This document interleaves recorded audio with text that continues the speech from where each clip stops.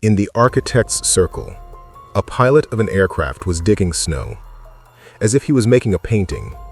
His uniform had only the name of the Overgård written on it. He seemed to be the only survivor of this place. When the work was finished, he found out that he had written SOS in the snow. It showed that he was lost in the middle of the architect and needed rescue.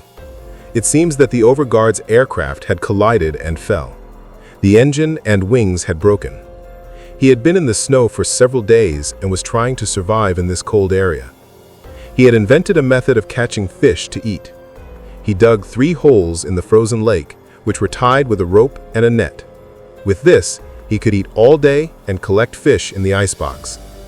After eating, the Overgård took his belongings and climbed the mountain. He looked around. Perhaps he saw a search aircraft or a helicopter. For several days, he was making a map of his location. He asked for help from a signal machine. The machine operated by rotating a handle. It showed a red light. The signal was going. If the answer was given, the green light would be on. Ever since the aircraft fell, the Overgård operated the machine for hours, but there was no answer. At night, the cold increased. He would return to the aircraft and save energy for the next day's battle. The next morning, the Overgård wrote SOS again. But first he went to a small pile of stones. There he said goodbye to a friend who died in an accident. After paying his respects, he started digging again. He removed the stones so that the SOS could be seen clearly. His goal was to see a pilot flying from above. Then he went to see the fish, but all the hooks were empty. He saw a large pond across a hole. He thought it was an ice-hunting animal. He ran to the Overgård aircraft in fear. He stayed inside until he was safe. When the danger was over, he climbed the hill again. He operated the signal machine in the hope of a green light, but the result was the same. He looked around. As if he was afraid, he saw a large white bear. He was looking for food. When there was no way, he returned to the Overgård aircraft. He fell asleep.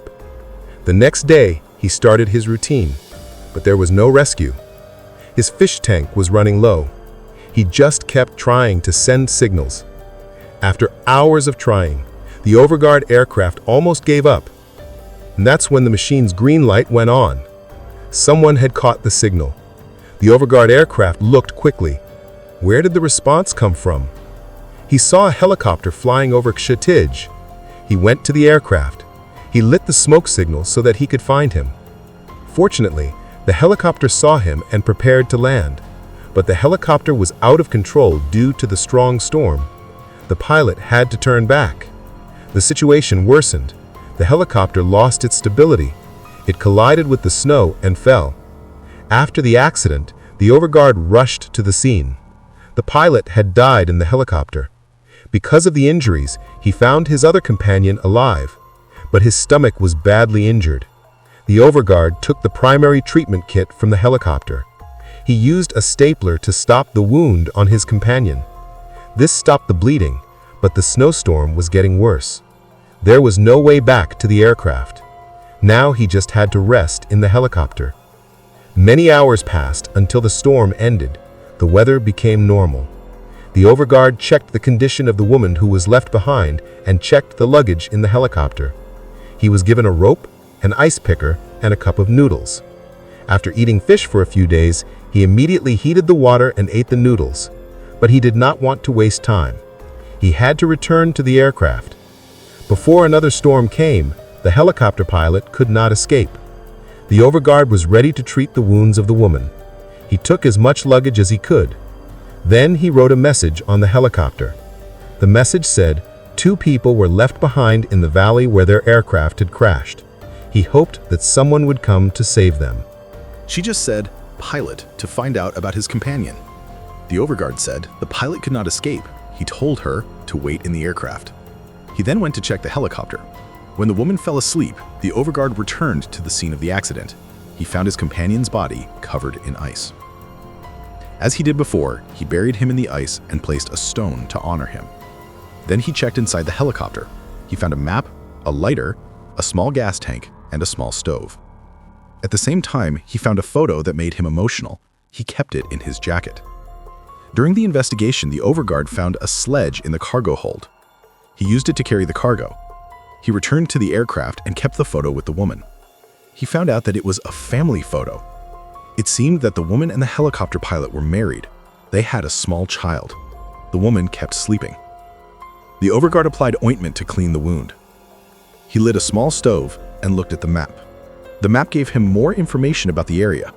While marking with a pen, the Overgård felt the strong wind. He went to see the fish. He was happy when he pulled the rope and found a big fish. It was enough to feed the two. He made soup with fish and noodles. It was not the best food in the world, but it was enough to live another day. When the soup was ready, he woke up the woman. He fed her so that she could regain her strength. But the death of his husband had exhausted his hunger and strength. The Overgård insisted that he eat. He trusted him. Everything would be fine. Many days passed. The Overgård kept asking for help from the signal machine, but like before, there was no answer. He thought about how to save the woman. The woman's condition was deteriorating. She coughed all night. The next morning, the Overgård saw him. He asked the woman to hold his hand so that both of them could hold their breath. But the woman was unconscious. Her breath was heavy. The Overgård saw her wound. It was getting worse. He saw blood coming out of her mouth. He was afraid that the woman would not survive for long. He hesitated. The Overgård decided to leave her there. He felt that they could not survive in this condition. Suddenly, she held his hand. She thanked him. This gave the Overgård more strength. He looked at the map again. It would take many days to reach the nearby village, but there was a small path through the mountains. He could have taken it quickly. The Overgård decided to take a risk in the middle of the Arctic. He prepared more ropes and bait. He collected fish. He kept the goods in a sledge. The woman was sleeping. To save her from the cold, he put her in a sleeping bag. He wrote the last message on the ship. 2 people were going north in search of the village. The Overgård tied the sledge with a rope. He put it on his shoulders. He walked towards the snow-covered desert. Looking at the map, he realized that the path was in the north. He returned to the ship. He corrected the message. He walked towards the north. He passed through the thick snow. He looked at the map again. The destination was still far away, but he did not give up. He gave water to the woman. Many hours later, they completed the second part of the journey, but it was almost nightfall. The Overgård dug a cave in the snow to rest. He gave food and water to the woman. They both went to sleep, hoping that no white bears would come. In the morning, the Overgård wore more clothes and masks. Another storm was approaching. On the way, he found snow-covered goods. He hoped that it was of a survivor, but when he looked closely, he realized that it was his own stuff. He had left it when he was traveling alone. He found his old identification card in a box. It was a part of the EA. It was the special aircraft group that made and flew new types of aircraft. Perhaps the Overgård had traveled in such an aircraft that it could not bear the weather of the Arctic and fell. But now there was no point in complaining. The Overgård hoped to reach his destination quickly. The journey continued. Then he saw a huge mountain that was not in the map. He took a helicopter and used a snowplow. He climbed the mountain and looked for a path on the other side. He pulled the goods with a rope. Then he tried to pull the woman with a sledge, but it was very difficult. The weight was so heavy that he could not handle it. The rope slipped from his hand. The sledge began to roll down. The Overgård pulled with all his might, but the sledge slid under the mountain. He saw that he could not pull it up. He had to take a long way around the mountain. The Overgård began his journey again, but he had to stop again. For food and rest, he found a cave under the rocks. The entrance door was covered with snow. He removed the snow from his tools and cleared the way. He cooked fish from the gas tank. He tried to feed the woman. She was in a bad condition. It was almost nightfall. They could only sleep. But the Overgård heard something coming. He listened carefully. He heard the roar of a wild animal. He got up carefully and grabbed the tool. After a few seconds, everything calmed down. He thought the animal was gone, but the woman began to cough. The animal attracted the big white bear again. It roared even louder. It tried to enter the cave. but the hole was small. But the bear removed the snow and put his head inside. The Overgård screamed. He lit up the signal and swung in the air. His method worked. The bear ran away in fear of the fire. When the danger was over, the Overgård fell to the ground in fear and exhaustion. He explained to himself that everything would be fine.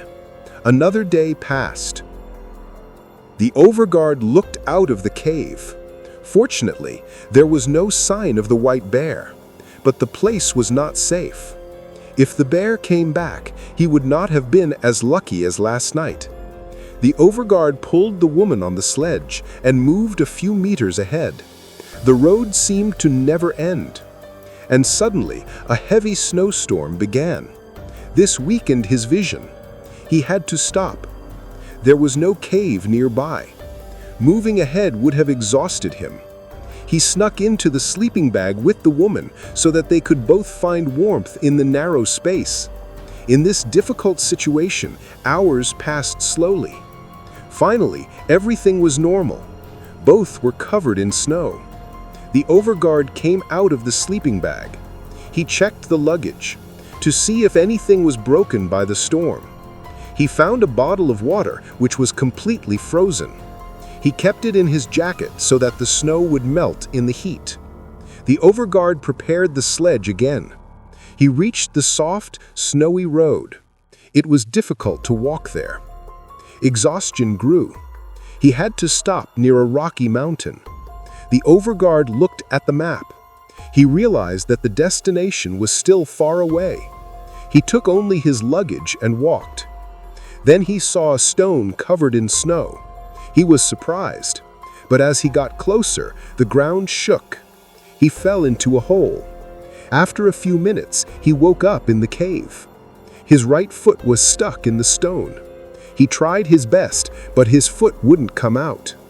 After so much effort, it seemed that he would die alone in the Arctic. But the Overgård didn't give up. He tried to get his foot out with the remaining strength. Despite the unbearable pain, he pulled. Finally, his foot came out of the snow. But he was badly injured. Now he had to crawl on the snow and stones.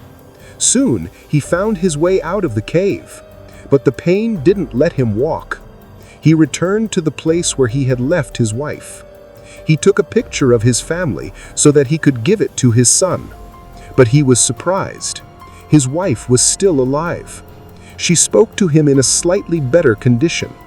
The Overgård regretted that he had thought of leaving her. He cried in front of her and apologized. He said, "Everything will be fine." Despite his condition, he pulled the sledge. He looked at his wound. It was more serious. There was no way to treat it. He put ice and cloth to stop the bleeding. The Overgård pulled the woman on the sledge.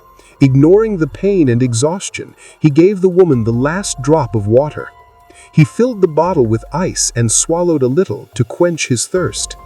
Exhaustion was overpowering his body. Conditions worsened. When he reached the top of the road, he tried to climb up with the help of an iron stick. But his leg wound made it difficult. He had to stop. He checked if anyone was around. He saw a helicopter far away which had just landed.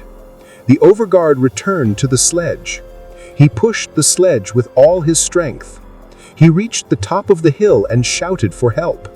But his voice was weak. He couldn't speak. He had the last signal. He set it on fire. He tried to pull someone's attention, but the team didn't see him. The Overgård tried again. He set his jacket on fire. He swung his stick in the air, but it didn't work. The team returned to the helicopter. They flew away. All hope was gone. The Overgård picked up the woman and tried to save her from the helicopter. He just wanted to save her. But the helicopter had gone far away. All hope of survival was gone. Still, the Overgård kept the woman on the sledge.